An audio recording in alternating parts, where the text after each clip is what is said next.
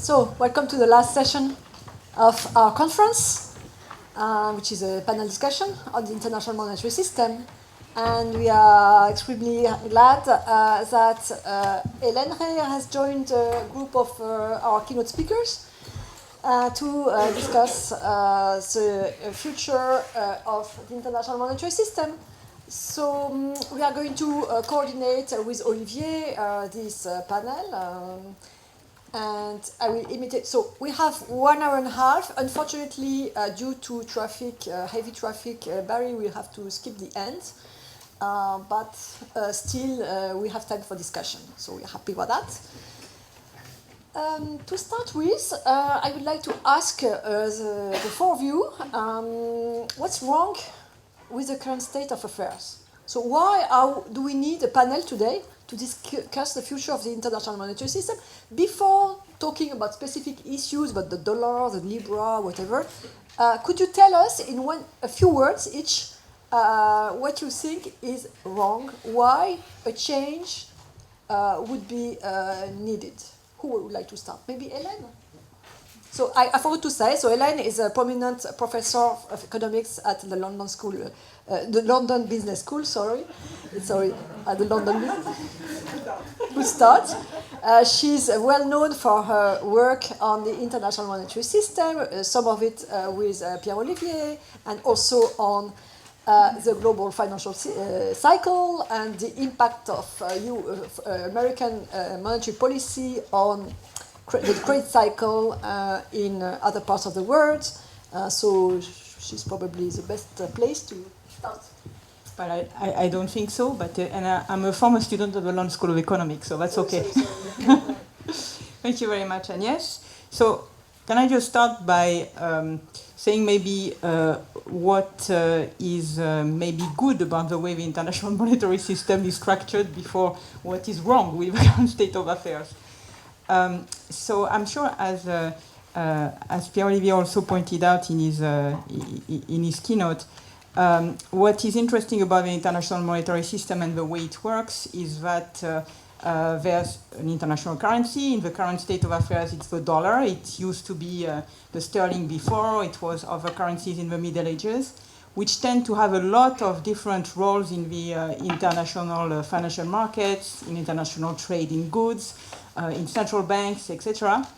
And all these roles are kind of complementary to one another, and they ease the life, in fact, when there's one currency which is performing a lot of these roles. For example, when you use the dollar to transact, when you use the dollar to park your phone somewhere, when you use the dollar to count, so the medium of exchange, store of value, unit of account roles of the currency, when you use one specific currency to do that internationally in many different markets, in many different central banks, that's kind of ease things for people. It makes your life easier. You don't have to go all the time from one currency to another in order to perform different tasks. So there are nice complementarities and synergies, increasing returns in many respects in the use of one single medium of exchange, in the use of an important store of value, etc. There are lots of important synergies among all these attributes, which makes the existence of an important international currency such as the dollar currently and sterling in the past kind of a pretty good thing by many respects for the international economy. So that would be going back to Kindleberger and the stable hegemon and the hegemonic theory of international currency. So there are good aspects, okay? So that's one reason why we tend to have these important currencies being very much used, because of all these different roles. Okay, now why is the current state of affairs maybe worth discussing? So one potential thing that is very important right now is that when you are the hegemon, the United States, and when you start to behave maybe in not such a benevolent manner, and I can think of several things there, and some of them are linked to Guido's talk, but you can think about the weaponization of your international currency in the international economy. You can think of what's going on in terms of using your international currency when you want your foreign policy to be very to be respected in different quarters of the world, then that may start to be a little bit of a risky path to trade. So that's one thing. Another thing, and I'm sure we'll come back to that, so I don't want to monopolize. I don't know, how long do you want me to talk? Okay, I can cut it. Is if you start to have the relative size of a country which is issuing the international currency, so the relative size of the United States starting to go down in the world economy, that is eventually going to pose some problems which are linked to what we know in international economics is called the three-fin dilemma. And so maybe I will explain a little bit later what it is, because I'm going to let the others answer also the same question. But we may be in an unstable situation going forward if the relative size of the hegemon, the US economy, is shrinking in the world economy, while at the same time the demand for dollar assets in the rest of the world is growing. Okay, that can be an unstable situation. Is this something you wanted to stress also? I'd certainly be happy to stress that too, but we'll be at inverted fronts. In fact, I will make a different argument perhaps. So first, I also want to emphasize that there are a lot of things that are good. One of the things I mentioned yesterday is that somehow there is a form of risk sharing that is going on between the US and the rest of the world, and we should keep that in mind. The fact that they are providing this safe asset is because there is a demand for it, and the rest of the world doesn't have an alternative at this point, and so they are deriving benefits from it. They're paying for it as well. The funding costs for the US government are very low. In terms of dysfunctions, Hélène mentioned sort of the re-emergence of sometimes called the new three-fin dilemma, the fact that the US won't be able to provide the volume of safe assets that is needed for a stable, growing world economy when its economic size is projected to be declining over time. And so that's something that I think a lot of people now agree on. I mean, there is a lot of evidence that this is actually going on, starting with the fact that we are in an environment of very, very low real interest rates, safe interest rates, and we've been for a long time, and it's very hard to ascribe this only to declines in productivity growth or demographic trends or other factors. And so there is, to my view, convincing evidence that it's also coming from this desire to hold these kinds of assets. Another form of distortion, I thought that maybe Hélène would have mentioned this more than myself, but I would certainly subscribe to this view, is the idea that somehow the dominance of the dollar means also that policy decisions are taken at the center, don't always internalize what's happening at the periphery. And I think we have a lot of evidence that maybe policymakers in the US are growing a little bit more aware of this, but that certainly that was not their sort of opening position. The opening position of the US in matters of exchange rates, or whether it's the Federal Reserve or the government, would be, well, you know, everyone keep their house in order. We do what is good for us. You do what is good for you. And, you know, if what we do with the dollar impacts you, then deal with it. Which is just sort of reminiscent of what Nixon or one of his aides said at the time of the collapse of the Bretton Woods. It's our currency, it's your problem. So in a sense, this is not exactly how we would want to see world affairs to be conducted. We'd like a little bit more coordination. Coordination of monetary policy there is a body of work in this area that finds that it's not really delivering enormous welfare gains in normal times.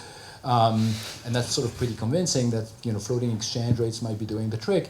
But I think a lot of the work that Hélène and others have been doing recently, and especially when we're at the sort of a zero lower bound environment, points out that the perspective changes, and now the gains from coordination could be much more important. And finally, I think the problem with the hegemon, and I'll conclude on this, is echoing what Hélène said. Well, you better make sure it's a benevolent hegemon. And right now, a lot of the problems in the world economy seem to be coming from, you know, what's happening at the center. And so that's really a concern. Okay. So, okay. I'm going to just, I mean, for fun, I'm going to try to take a kind of a different view. So I do think that in the long run, the path is clear. It's through that the relative size of the U.S. economy is not going to be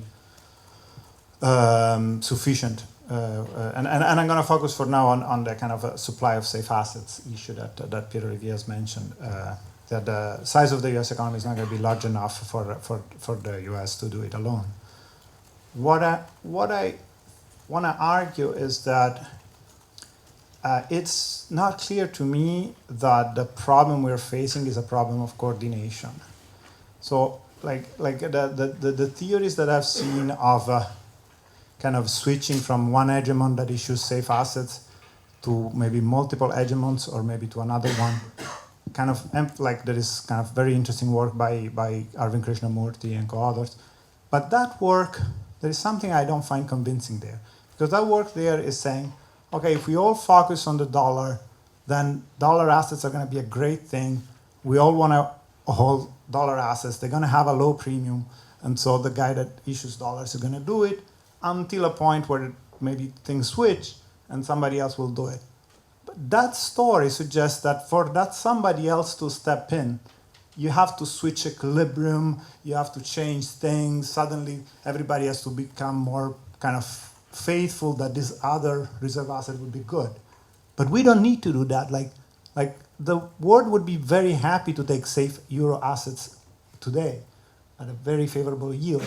So it seems to me that it's not like there has to be like this momentous change for the euro area to become a bigger supplier of safe assets, and the yields on paper issued by governments in the euro area that have fiscal space are lower than the yields on U.S. government bonds.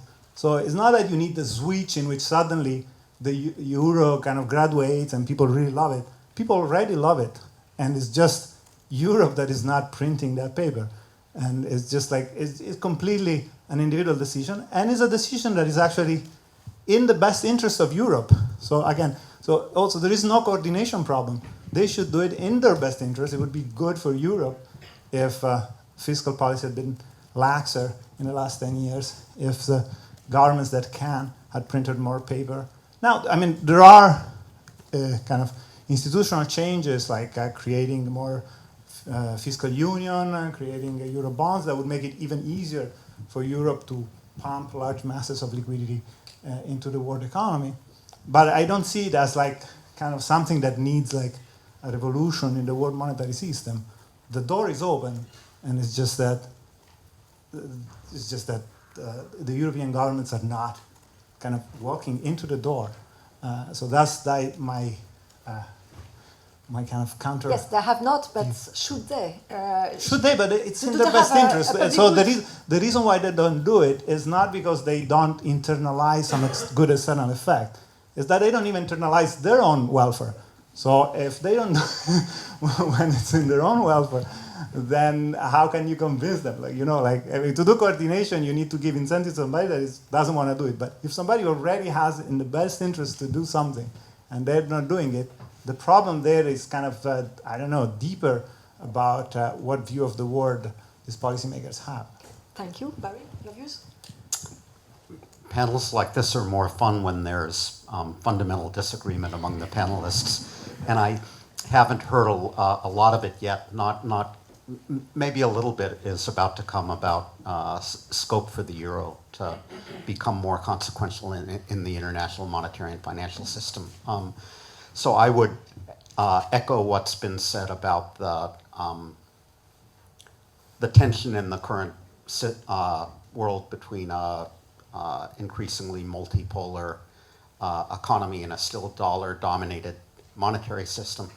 I would add that the dollar's dominance now is on almost every dimension we can measure, and we can measure a bunch of them, greater than sterling's dominance in the late 19th century relative to the world economy, and certainly greater than those other currencies from the early Middle Ages that Hélène was mentioning. So in that sense, the imbalance now is even greater. It's a historical figment of the fact that there was only one country with financial markets open to the rest of the world for the better part of half a century after World War II, and that's why we have the status quo we now have.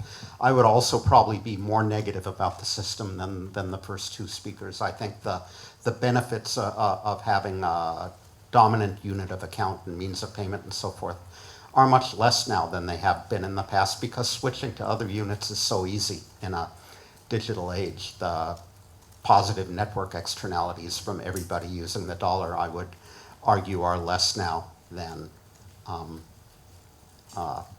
would be the case in other settings. And finally, just keep the discussion on Euro bonds, Euro area bonds going. It is the case at the moment that virtually every Euro area government can borrow at rock bottom interest rates. But that doesn't mean all of them are going to retain that status tomorrow.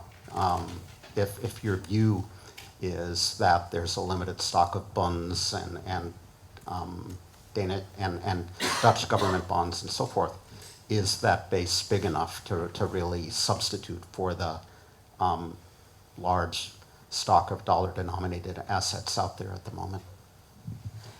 So during the global financial crisis, actually the Federal Reserve played a very positive stabilizing game, extending swap lines, extending liquidity to overseas banks. So do you think this is something that is unreliable today? Or is this good feature of the present system gone? Or is it something we can continue to rely on? Do you have Agnès is referring to the 800 or so billion at the peak swap lines that the Fed extended in order for in particular, the European banks, in fact, to cover the difference in maturity between their dollar liabilities and their dollar assets, which they needed dollar liquidity and there were tensions in the market. So that was obviously a very important moment in the crisis, and that's really the international lender of last resort function of the Fed, which was done there. So as far as I can tell, the Fed definitely, had done that in the past, and the network of central banking is very strong on those things. It was a little bit below the radar screen of Congress, in the sense that maybe not too much attention was paid to what was going on now. And of course, the risk going forward is if this type of intervention is maybe more on the radar screen for the wrong reason of some people in Congress, that there would be a little bit more maybe political pressure on the Fed whenever this type of intervention would be required, which of course would be potentially quite destabilizing and not something I would be wishing for. But that's really the heart of what a world banker is, in a way. It's providing the liquidity when you desperately need it, and so you wouldn't want anything to change that. And that's, politically, again, we go back to how benevolent is the current hegemon. There are issues. Maybe the issue is certainly, we agree that there are pros and cons of the current system, but maybe it might be interesting to think a little bit forward and anticipate a little bit what would be the world of a more multipolar world. Maybe we can discuss the issue of what would it be, how would it work, what are the pros and the drawbacks of these systems, what are the challenges? Maybe Pierre-Olivier. In particular, the volatility of exchange rates. There are different views around. You mentioned that in your talk yesterday. So. Yeah, so I think actually a number of us around this table have written on the topic, but let me start from Guido's remarks. So I think Guido is right. If somehow individually European governments were finding in their heart the willingness to increase their public debt, or maybe if they were to coordinate and create an instrument that would be a euro area debt instrument, and they start selling that to the market, there would be tremendous appetite for that. Let's fast forward, suppose they do it, the market likes it, they start issuing more and more of it, and at some point we realize, well, guess what? We have a multipolar system. Now there is a euro denominated safe asset, and there is the US dollar-denominated safe asset. And you can imagine a path that is sort of where everything goes very smoothly. And what I mean by everything goes very smoothly is that it meets the demands that the market is expressing. It alleviates the safe asset scarcity. It does all kinds of good things to the world economy. And in that equilibrium, you would have a lot of substitution between this euro safe asset and this dollar safe asset. That's what it means, that they're a safe asset, that somehow you could switch from one to the other very easily. You could move large quantities, large volumes on financial markets from one to the other. And if you move large quantities on the financial markets with assets that are almost perfect substitute, that means the prices don't move very much. So you would have a lot of stability potentially in the world economy, and this would solve some underlying macro problems. That's the good scenario. And I think that's an important scenario we could have. But that's not the only one. And so the work of Arvind Krishnamurthy with Konstantin Milbrad and Ziguo He and others points out that you have also a coordination problem in that multipolar world. Why? Well, because suppose all of a sudden we become worried about the safety of the euro area, supposedly safe asset. Well, that's a problem because, we might think that it might not be so safe anymore. So then we have an alternative. We could just all move to the dollar that remains safe. And that very fact that we would move to the dollar would make the dollar safer and would potentially make the euro area safe asset vulnerable. And so you have the potential for effectively self-fulfilling crisis or multiple equilibria. And the question is, what backstops the safety of the euro area safe asset, or conversely, what backstops the safety of the dollar safe asset in a world in which there are alternatives? And we fall back on the question of the provision of global liquidity, which would have to be coming from one central bank to another, one treasury to another. That's a question that is not solved. So there is another version of this world in which you could have large movements that are then associated with large movements in price, large adjustments in exchange rates, spikes in volatility. And we can't really be sure about which of these worlds we would be living in.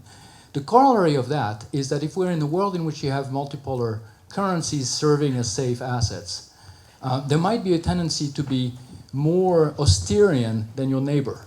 Why do you want to be more austerian than the other currency? Well, that's the way to signal that you're the one who is safest. And so now we've reintroduced an austerian bias in terms of issuance of safe assets in the world economy, and that could actually lead to under-provision, and then we're back to sort of an environment that is maybe more similar to where we started. So I'm a bit of as you can tell from what I've just described, I'm siding more on the sort of the worried side of this debate in terms of how stable a multipolar environment could be, and I think it doesn't resolve the underlying questions of coordination. It actually brings them to the fore. Larry? So I like to think that we've seen both worlds before.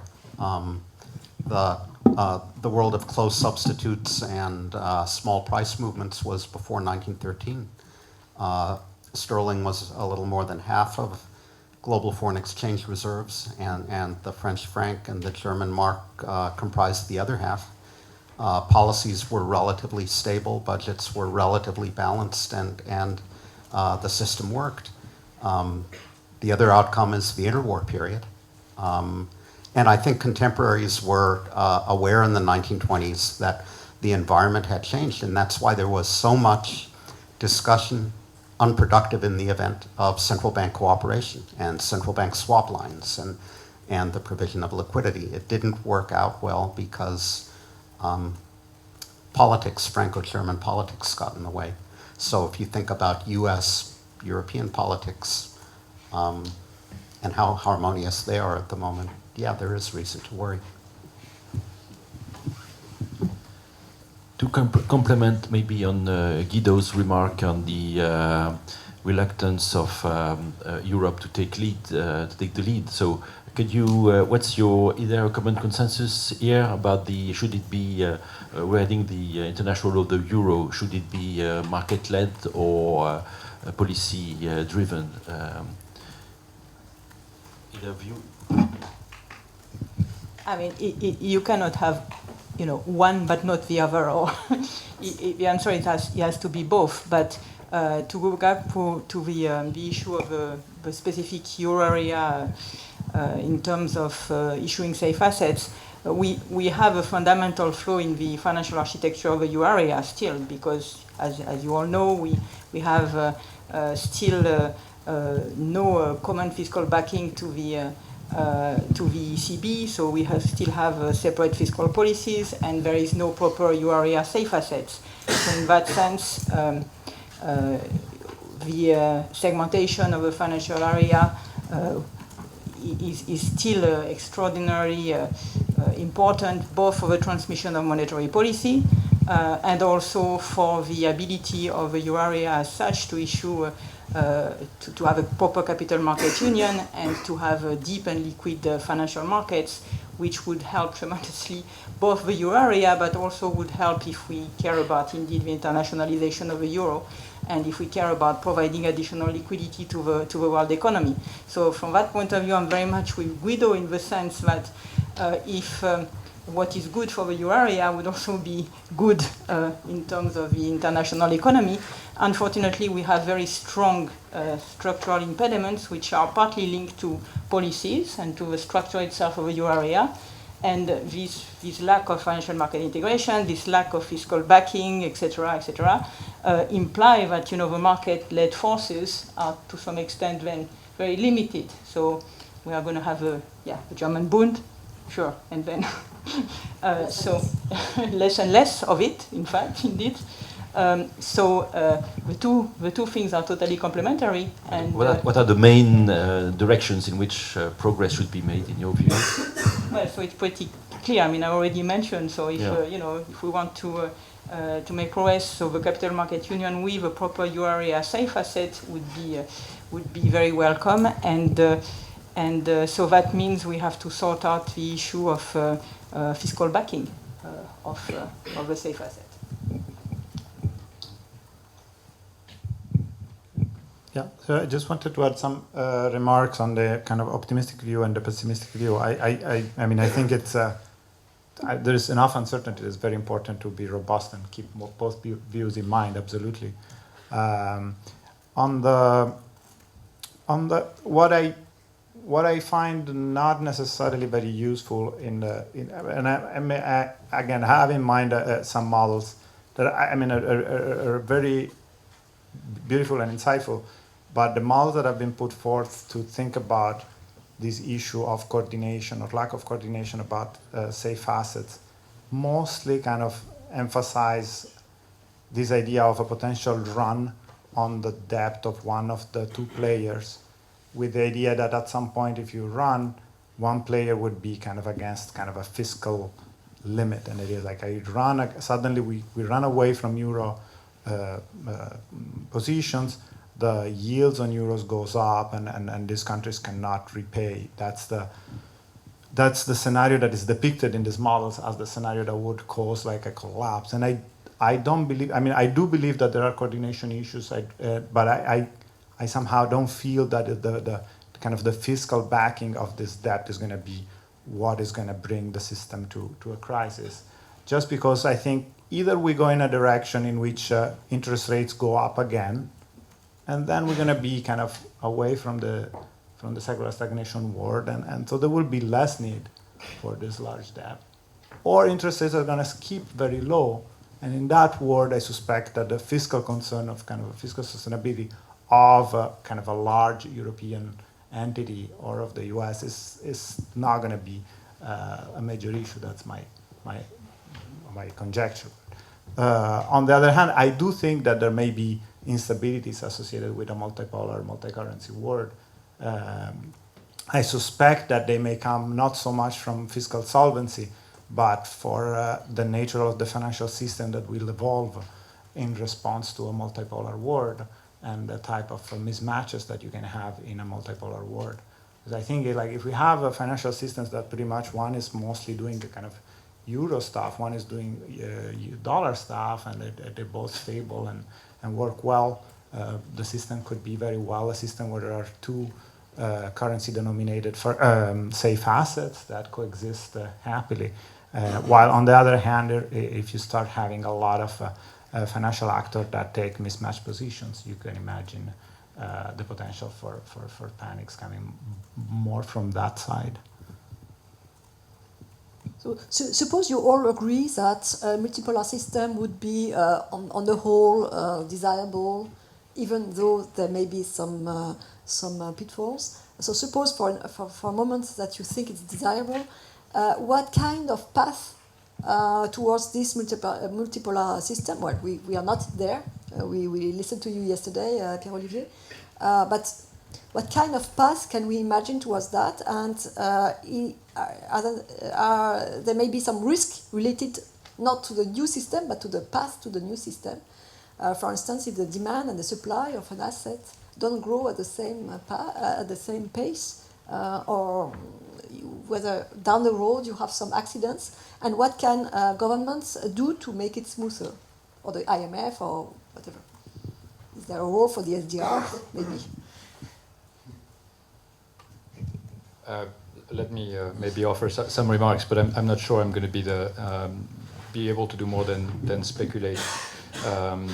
I think so. There are different levels in your question. One is suppose that starting from the current situation, there are two main currencies that could be competitors for the dollar, and one is the euro and the other is the RMB. What actions could they decide to implement in order to move towards offering a safe asset to the global economy? I think on the fundamentals, the euro area is much closer to being able to do it if it can overcome some of the political hesitancies it has and some of the obstacles that are generated internally.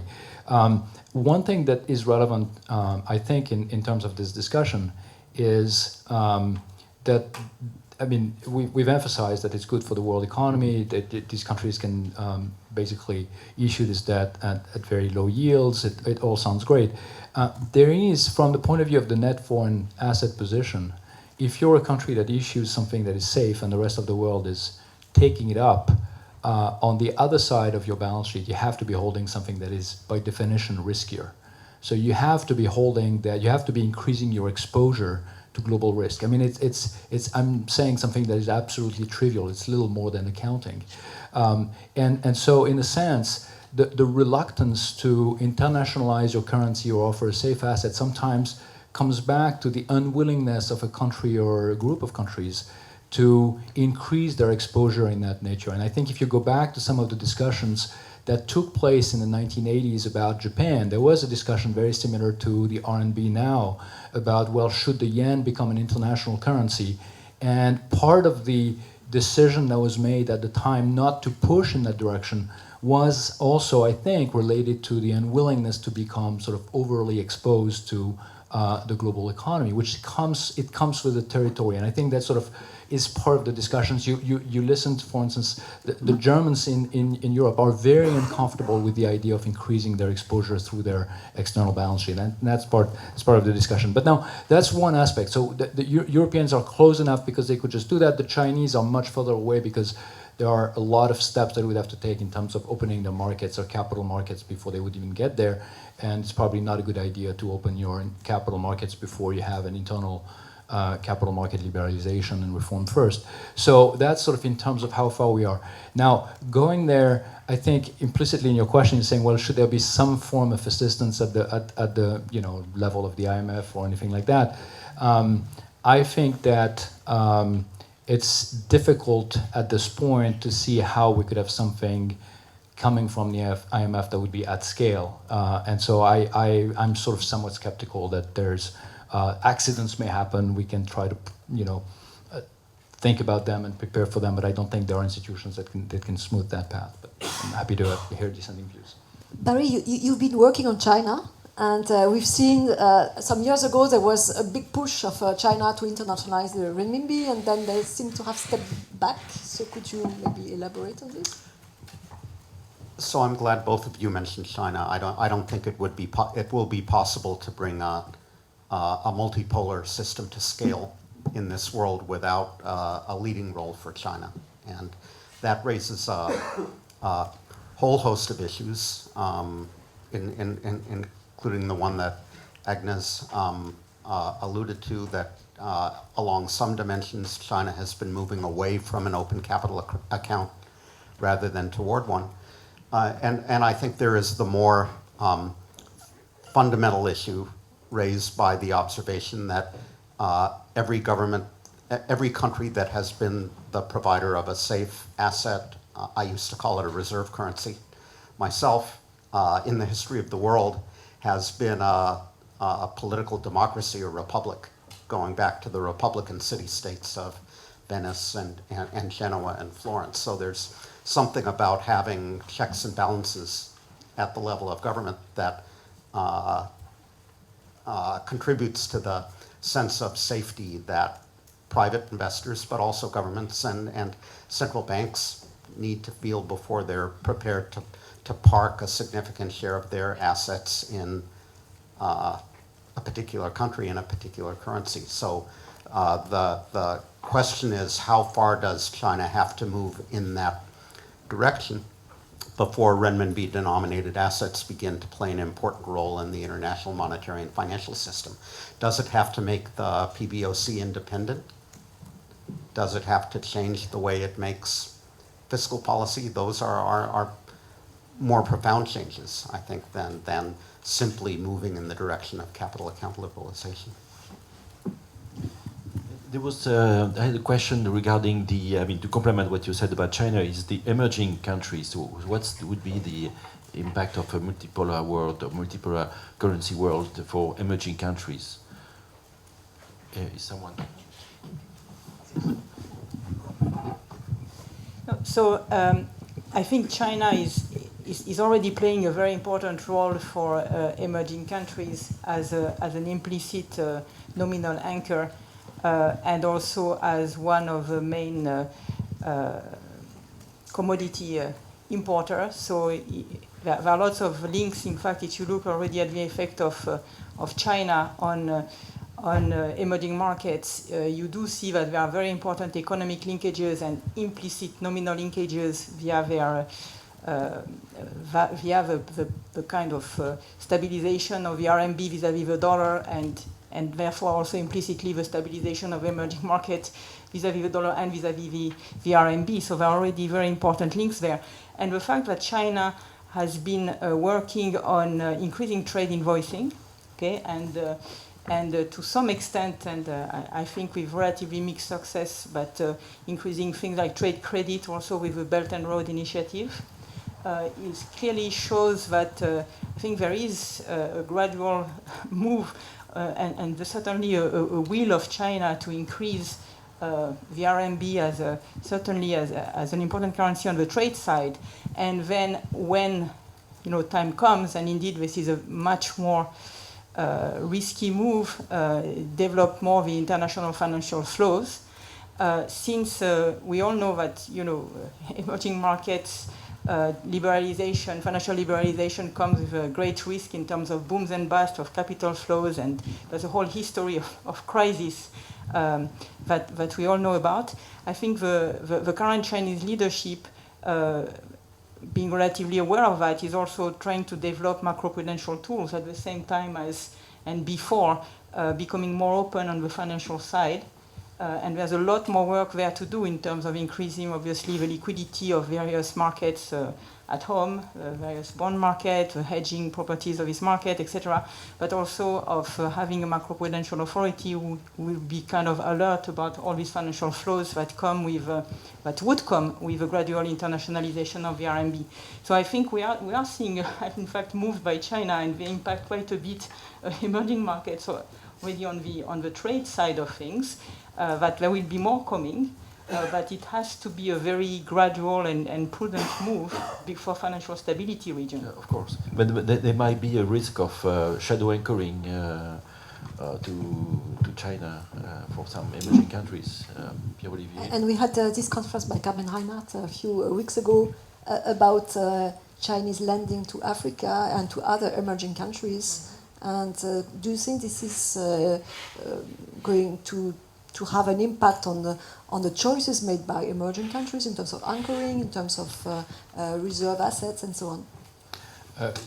I think it certainly can. I mean, I think again, stepping back and thinking about the impact at the macro level, I think we're all in agreement that having a multipolar world would allow for restoring monetary space in advanced economies, pushing the world economy away from zero lower bound. So this would be all good things for advanced economies, but they will also be good things for emerging markets as well. So that's the first order thing. Now then, the question of how, in particular, trade might reorient itself in an environment in which we have a multipolar world, I think is a very interesting question that is very largely unexplored. I mean, I think, for instance, we start to have a lot of evidence. We don't have a lot of data on these things, but I think it's a fantastic area of research to think about the interaction between the length and the development of global supply chains and currency choices, for instance. To what extent is the fact that the dollar is so dominant in invoicing is a factor that allows for the development of very long, very complex supply chains that involve a number of countries? Now, if that's the case, then think about a world in which you have a number of currencies and you don't have as dominant a role for say the dollar, then you could imagine that you have a refragmentation of some of these supply chains along maybe regional or more local reserved or dominant currencies, and not necessarily a single one. The implications of this could be quite profound, and I think this is an area. So there's a lot of research on supply chains in the trade literature. There's a lot of interest in invoicing in the sort of the macro literature. These two literatures have not talked to each other yet. I think it's a fantastic area for future work, both on the theory side, but also on the empirical side.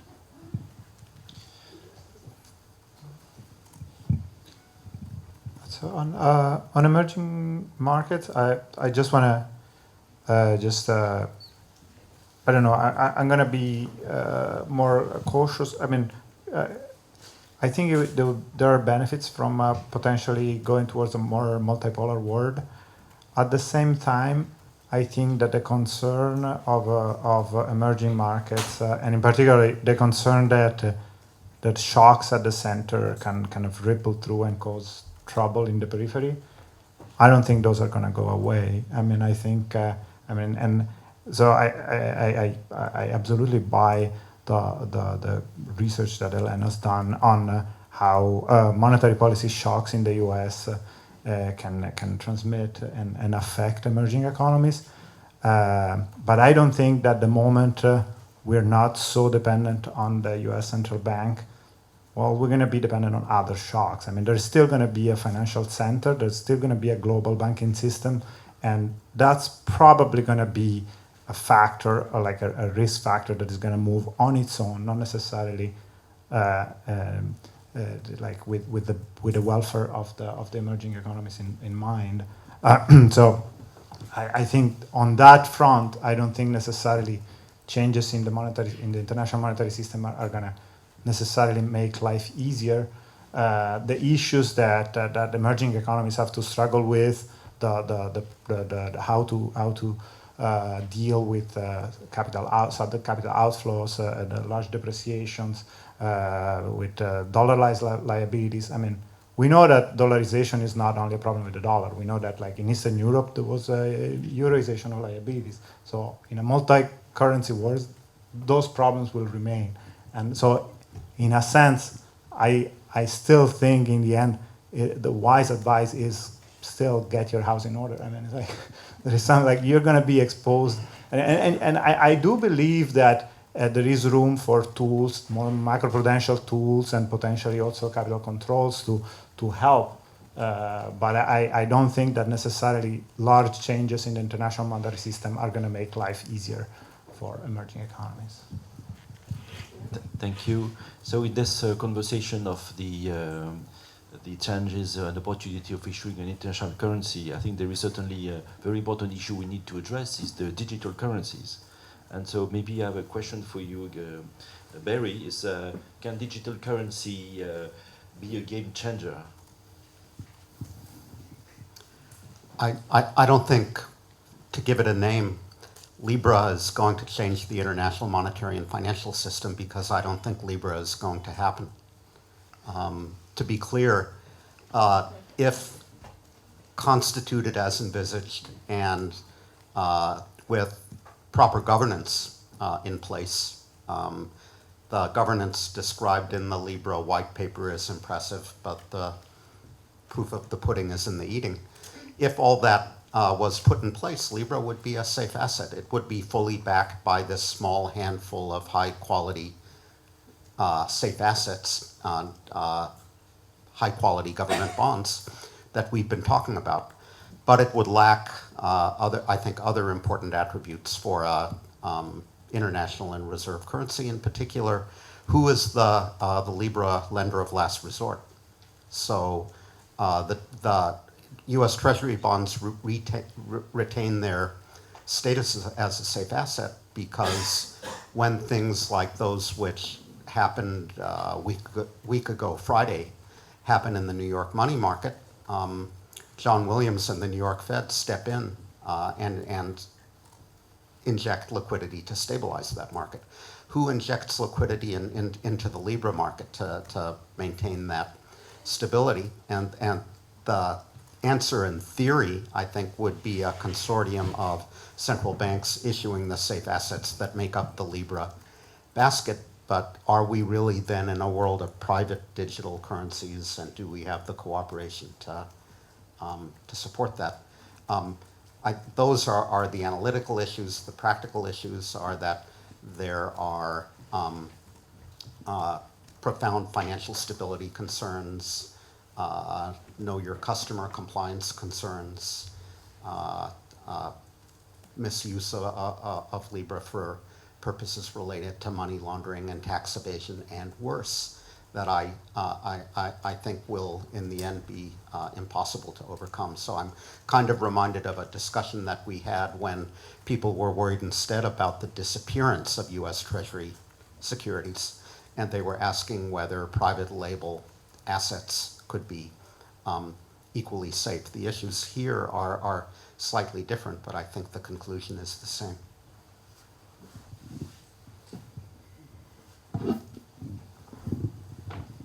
I'll just offer a few remarks that largely go in the same direction as Barry.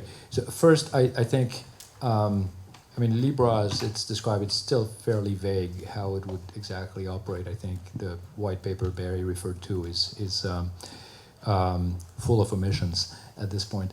But you think about different functions that it would perform, some of which could be useful. So it's very clearly a need for much better technology for cross-border payments. Cross-border payments, especially between advanced and developing countries, are outrageously expensive. It's a rent that the current banks earn. They don't face competition.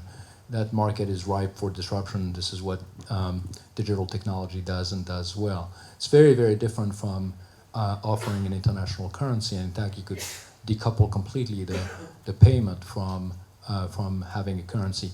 On the currency side, and if we think about the safe asset part, as Barry said, it would be fully backed by a few of the reserve currencies in the world, plus maybe a few smaller currencies. So the basket might include things like the Singaporean dollar, maybe the Australian dollar, maybe a few other things. So to the extent that these currencies don't necessarily have the same reserve status as the US dollar, there would be a slight expansion in terms of the supply of safe assets, but it would be marginal. So it's not really increasing the net supply of safe assets in the world. It was only composed of the dollar. You'd basically be swallowing a dollar for every Libra you issue. You're not changing the net supply. So it's not really solving any problem with that.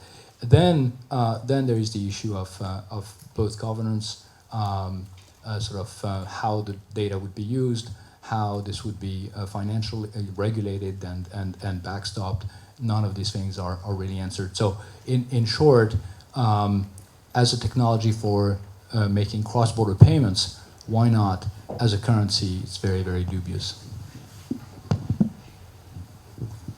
Yes, so I'm going to pretty much agree, but I want to say one more thing. First of all, that sometimes there's confusion among the public between cryptocurrencies and things like bitcoins and digital currencies. And these are very different animals. I mean, there are lots also of different things which are called cryptos and different things which are called digital currencies, but one of the main characteristics of Bitcoin, I mean, as you all know, is this very decentralized technology of blockchain, which requires a lot of energy, and consuming a lot of energy in the case of Bitcoin is really the only way you can actually ensure the functioning of a system.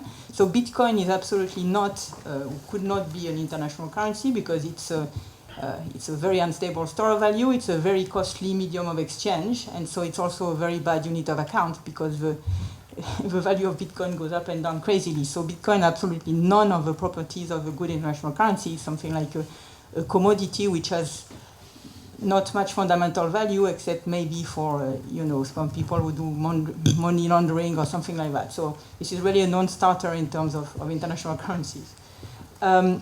Now, digital currencies, you can have digital currencies issued by sovereigns, and maybe we'll come to that, and that's, this is just, we can think of a krona, we can think, and this is something, perfectly interesting to discuss.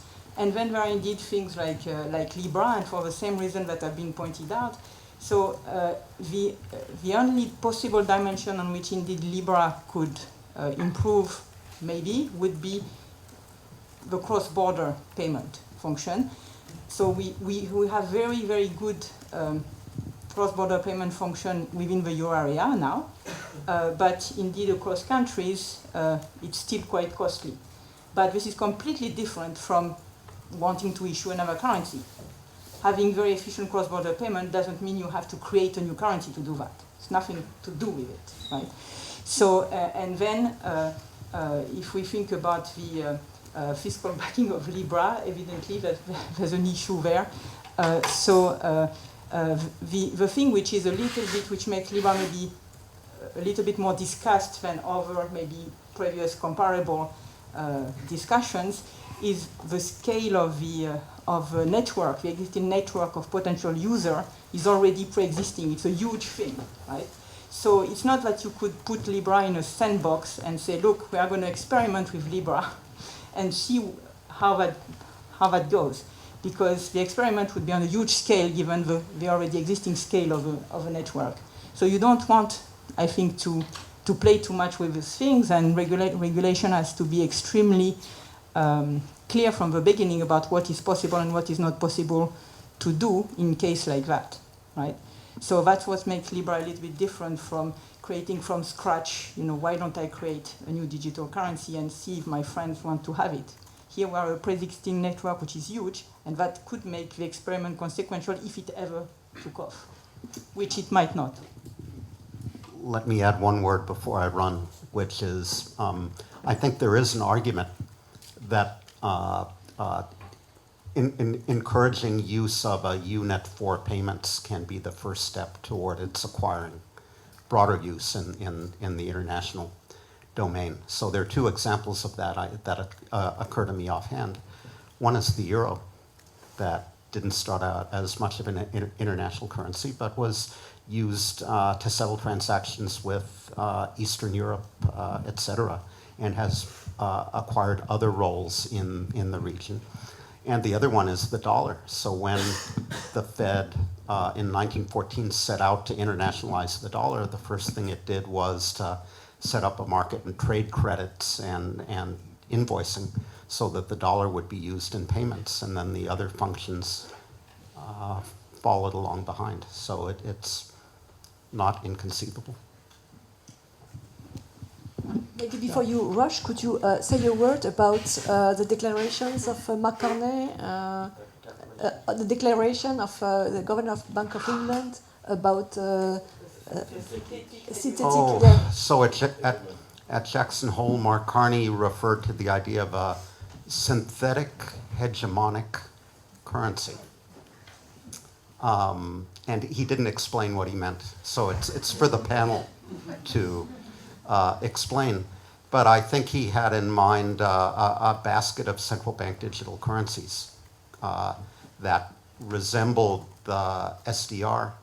And because they were digital, they could be used in that basket could be used in payments more easily. And then the same argument follows about if it's digital, so it can be more easily used in payments, maybe it will come into other commercial use. That's the best I can do to defend Governor Carney. Thank you. Thank you very much, Barry. Are there other views regarding this proposal? The comparison with the DTS? Yeah, I also wanted to say something SDR. about the Libra. Well, actually, I don't have much to say. I think I agree with everything that's been said before. I don't. I mean, for Libra to become a currency, it would have to be a situation where people are happy to hold positions in Libra, and I don't quite see how that would work. It's like, I mean, people are very happy. I mean, we know from home bias that people don't like currency risk. People are very happy to hold stuff in their own currency. So if you're holding a balance in Libra and the Libra is 50% euro, 50% dollar, suddenly you're exposed to currency risk. I don't think any consumers, I don't think there is a retail market for deposits in a currency that is not, I mean, such a strong preference for deposits in your own if you are currency. in an emerging country, maybe. Oh yeah, I can see. I mean, I can see also the import. I mean, I can see some people that are exposed to currency risk using it. So it could, but then it would be essentially like a more efficient way of holding dollars and euros. It can be. I mean, it's a synthetic way of replicating something, but it would not. Again, it would not add toward liquidity. If it was only that, it would not add, because for a currency to become a currency, you have to develop a banking system where there are people that fund themselves in Libra, that take deposits in Libra and lend them out. That what makes a money. That there isn't a money that if there isn't a banking system that takes liabilities in that money. So if it's a narrow banking Libra, which is essentially just like a photocopy of some treasuries that are sitting there, again, it doesn't add anything to the world financial system except a little gain on the transaction costs, which is good, okay. But to become a money, you need to have depositors that are happy to hold balances in that thing, and I just don't see that happening. Just wanted to add that. So the reason I think we have to be careful with things like Libra and, that could potentially take off and could take off in countries where the current monetary authority is not doing their job properly. So we could have Libra substitution, like we have dollar substitution in some markets when there's really a deficient central bank.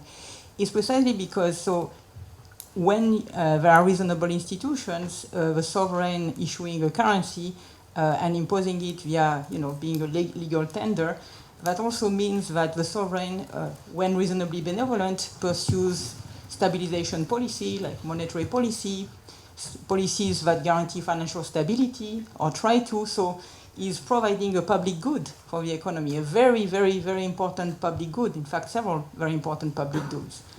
Macro stabilization and financial stabilization.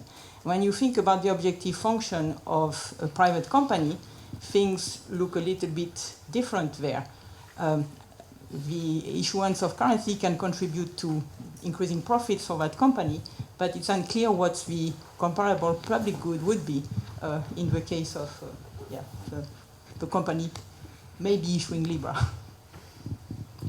Maybe the public good is also the competition created, so the wake up call idea by Benoît Cœuré. So this Pierre-Olivier mentioned creating more competition or more incentive. No, but again we are putting together the idea of transaction technology versus creating a currency, which are two different things, right? Well, I just want to say something. There is one very clear benefit of Libra beyond the cross-border transactions to our community, and it has rekindled research interest in deep monetary money questions that we have, as macroeconomists, we've largely ignored and swept under the rug for many, many years. I mean, if you think about how your standard macro model was introducing money, it just wasn't there. You had an interest rate rule, and then then you were in business, and there was not even any money in there, and there is something really interesting that when you start thinking about these questions of competition of private monies, what makes money money? What kind of backing do you need, and how this works? And these are sort of some of the core fundamental questions that are hard to answer, and that's the reason we sort of sidestep them in macro research for so many years. And I can just say that we see the re-emergence of a lot of interesting work on these questions nowadays. What it would mean to have competition, what it would mean to have these cross-border technologies, what it would mean to have reserve currencies, etc. And I think this is really exciting. So there is narrowly defined, there is a private benefit to the research community, and maybe that's the most we can hope for with Libra at this point. But, I mean, on this point, this is nevertheless, I mean, monetary theory is an old field, and indeed there has been a lot of people. In fact, I'm more struck by the periodicity with which the deep monetary theory question come back. But if we go back to the 1980s, we had precisely all the waves of people doing random matching models and search models, a la Kiyotaki Wright, etc. Precisely because people were saying exactly what you just said. What's the essence of money? And at that point, the answer was it's the medium of exchange function. So if it's medium of exchange function, we have to be in search models with decentralized search and people bumping into each other, and this is the way, to represent liquidity. And so we had these whole waves of papers on that. And now, so the question is, what is really the essence of this new thing? So is it again the medium of exchange? Then, are we going to go back to this type of decentralized model, or is it something else? Are we talking about the lender of last resort? That might be another, very interesting one. So what's the most important attributes? So talking about the lender of last resort, could you perhaps say a word on the research being carried out in some central banks, and some central banks are close to starting an experiment with digital central currencies? Because, well, when we listen to you, it seems to be the solution, but even the solution has some impact, for instance, on the banking sector, the model of the commercial banks, if there's a substitution no longer with the currency but with the bank deposits. So what's your views on these projects of central bank digital currencies? I think so there was this, I think about a year ago, there was this very interesting experiment in Switzerland where the Swiss had a referendum on whether they wanted to switch to a form of narrow banking. And they voted against it. The Swiss National Bank actually lobbied heavily against the referendum. And what the referendum would have done, the narrow banking proposal that was on the table, was that basically the commercial banks, the deposit banks, would not be able to create money any longer. And so the way to think about it is as if you have an account at the central bank. And all of the funding of the private sector investment and mortgages is done outside of the banks via some sort of funds that collect money from savings from individuals, but without having necessarily some maturity transformation there. So your deposits are basically deposits that are 100% held in central bank reserves or in treasuries. That becomes equivalent. So it's a profound transformation of the banking system that was being proposed for various reasons, some of them completely crazy, some of them worth thinking about, and I was soundly defeated. Now, the interesting thing is, as we think about central bank digital currency, we could end up in a place that is not very different from the Swiss proposal that was on the table, or that was put to the voters about a year ago. Because what does it mean once we have a central bank digital currency? Well, it becomes very easy for the central bank to open an account for any resident, for instance. So now you have your deposit account is at the central bank. What do you need a commercial bank for? Well, if we're sort of in that world, then you have to start asking yourself, well, how do we channel savings back to investment? So what kind of vehicles do we have? You're very, very close to a world of narrow banking. Now, you could organize it differently. You could decide that, as Barry mentioned, you want a layer of private institutions that are going to be doing all the fact checking on their customers. They want to check that you're who you say you are. You're not a well-known terrorist, or you're not involved in any sort of smuggling or trafficking. And so the banks could be performing these services that would have a cost that would be sort of passed on to and paid eventually by the depositors. But then they would still sort of basically be intermediaries between you and your money at the central bank. And so in that environment, it's possible that the banking, the way we organize the banking system, the way monetary policy is transmitted, if you think about what kind of instrument you would want to move, I mean, it's very easy when you have an interbank market and banks need some sort of short-term liquidity because they are sort of leveraged, and that's going to get transmitted through the whole structure of interest rates to lending rates and mortgage rates, etc. It's completely different in a world in which you have a different financing structure. So I think this opens up again another area where we thought things were settled and maybe we didn't have to think about it too much. Technology is coming and it's knocking on the door and saying, well, there might be other ways in which we can organize these things. And I think there's a lot of research that should be going into thinking these questions through very, very carefully.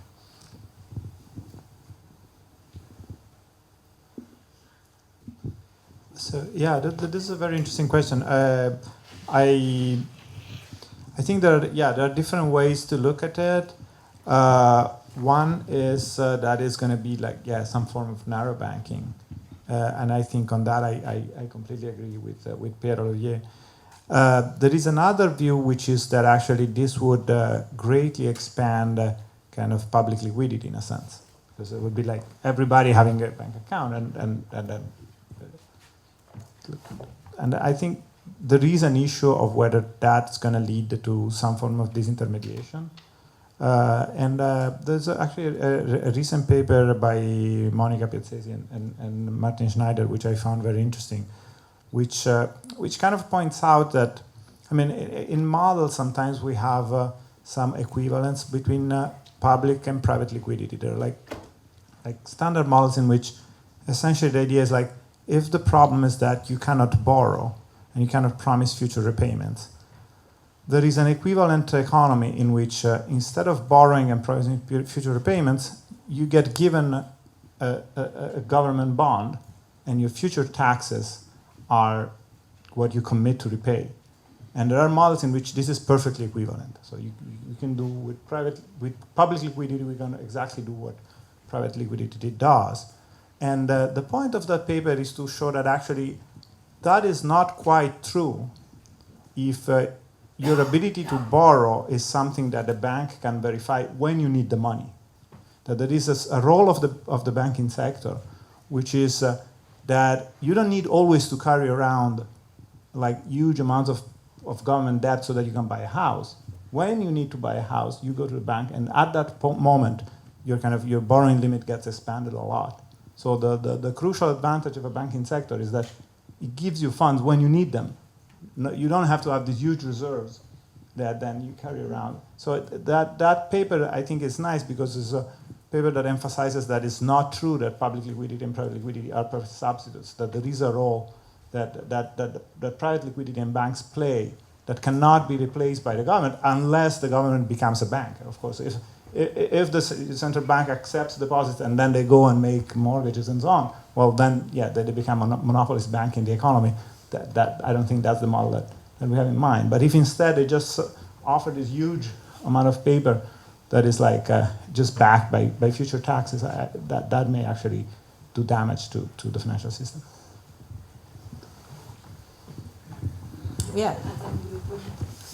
Sure. So because I agree, I just want to point out two additional things. That there's a way of introducing an e-currency, which is to think more about financial inclusion, and I think the Bank of Sweden is thinking about that. So there are lots of people who don't have access to the commercial deposits, and that could solve that problem, which is very much a positive. And then, of course, there's the issue of going into negative rates, and there's a limit because of the existence of cash. And of course, if you get rid of cash, then you get rid of that limit. So that's also, by some people, considered to be a plus. On the other hand, we know that there are extremely heterogeneous preferences of agents vis-à-vis the existence of cash. across countries. So clearly there are some different trade-offs with preferences there in different countries. And then, I mean, cyber risk is a big issue, and would be even a bigger issue